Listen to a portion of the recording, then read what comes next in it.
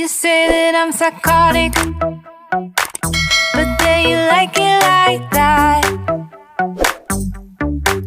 It's how you give me. Malam ini Indria sengaja tidak memasak, karena dihubungi oleh sang suami mau diajak makan di luar. Makanya setelah salat Isya semua bersiap-siap, tetapi Arjun malah masih rebahan memakai sarung dan baju koko. Abang I, kenapa belum berganti pakaian? Aku sudah lapar, keluh Ayunda. Aku tidak mau ikut, aku malas keluar. Aku pengen tidur sebentar dan nanti malam lanjut mengerjakan tugas, jawab Arjun tanpa membuka matanya. Terus makannya gimana? Bunda tidak memasak loh, sela Ayunda khawatir. Emangnya seperti kamu yang tidak bisa memasak? Tinggal goreng nasi sendiri dah bereskan, sela Arjun santai. Tinggal bilang mau bikin nasi goreng sendiri kenapa bang? Nggak perlu ngejek aku segala. Ketus Ayunda cemberut, habisnya anak perempuan kok nggak bisa masak, sindir Arjun. Bukannya aku nggak bisa masak, tapi setiap kali aku masak abang yang ngelarangkan, pekik Ayunda kesal. Nggak enak, sayang bahan aku. Mending aku masak sendiri, balas Arjun tertawa jahat. Ayunda menutup kembali pintu kamar kakaknya cukup keras, membuat Yongki sangat dan Indria langsung mengecek.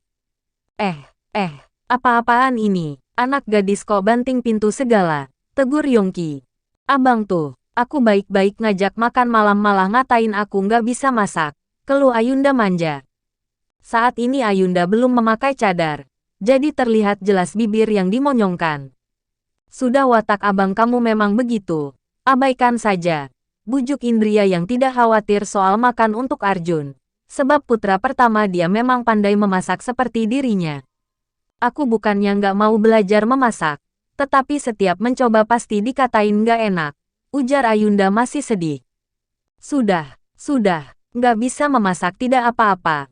Besok kalau sudah menikah bisa menyewa koki handal.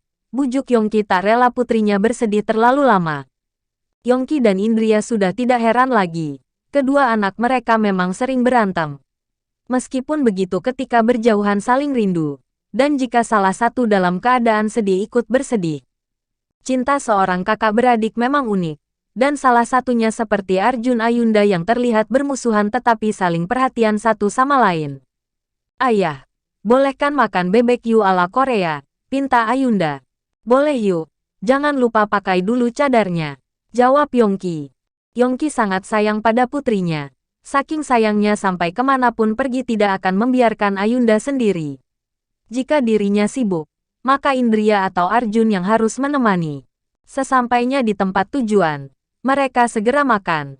Tetapi Ayunda merasa kuncir rambutnya hampir terlepas.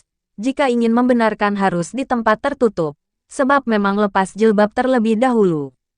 Ayah, Bunda, aku mau membenarkan kuncir rambut yang terlepas ya, pamit Ayunda.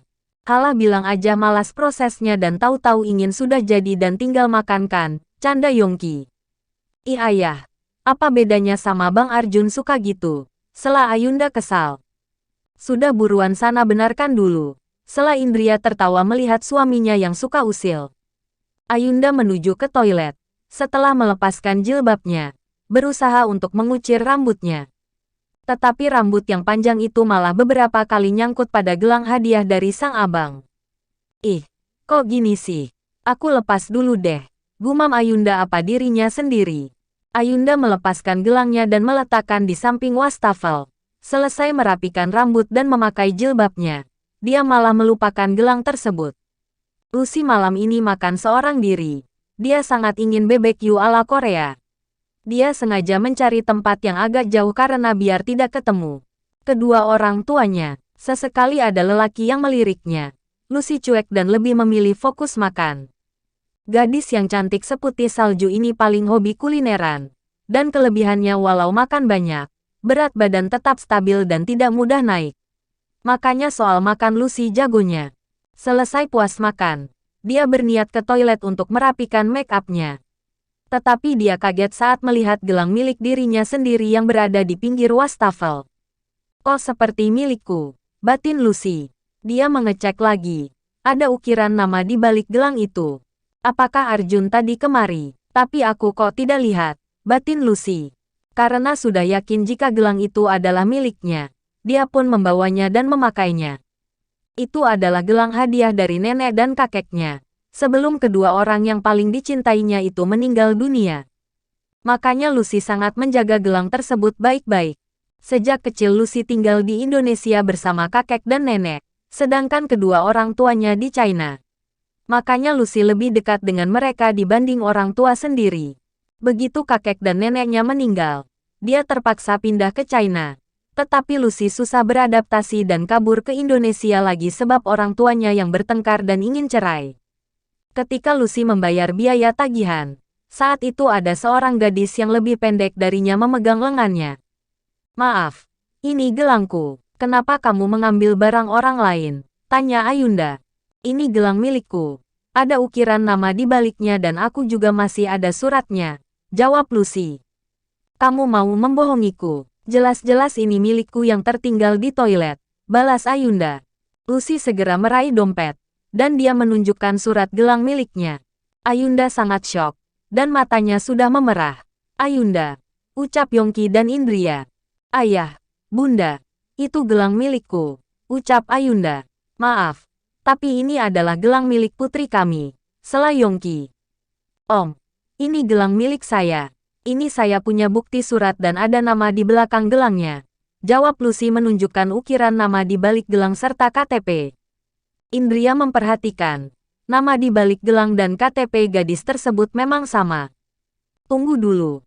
Putraku membeli gelang ini di tempat pelelangan. Apakah kamu menggadaikan gelang ini dan tidak mengambilnya?" Sela Indria teringat ucapan Arjun. "Apa?" pekik Lucy heran. "Iya. Apakah kamu menggadai gelang ini ke tempat pegadaian dan tidak bisa menebusnya? Soalnya gelang itu adalah milik putri kami yang dihadiahkan dari kakaknya," timpal Indria. "Nama putra Anda siapa, Arjun?" tanya Lucy balik. "Iya," jawab Indria. "Saya memang menggadaikan gelang ini ke Arjun. Tapi sebagai jaminan saja dan nanti jika saya sudah ada uang, akan saya ambil lagi gelang ini," timpal Lucy. "Apa? Barang jaminan?" pekik Ayunda sangat kaget. Tidak bisa dipungkiri jika Ayunda kecewa, karena dia sangat menyukai gelang tersebut. Apalagi itu adalah pertama kali Arjun memberi hadiah. Biasanya setiap dia ulang tahun, selalu lupa dan hanya memberi uang.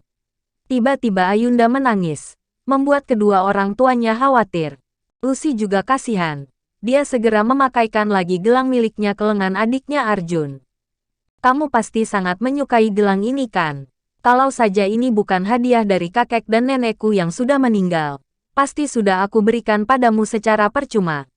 Tapi ini sangat penting dan memiliki banyak kenangan. Tapi karena saat ini masih menjadi barang jaminan memang seharusnya berada di tangan Arjun. Kamu bantu aku menjaganya ya. Tapi kalau nanti aku sudah ada uang aku ambil lagi gelang ini," ucap Lucy tersenyum manis. When there's no more hope is left in me,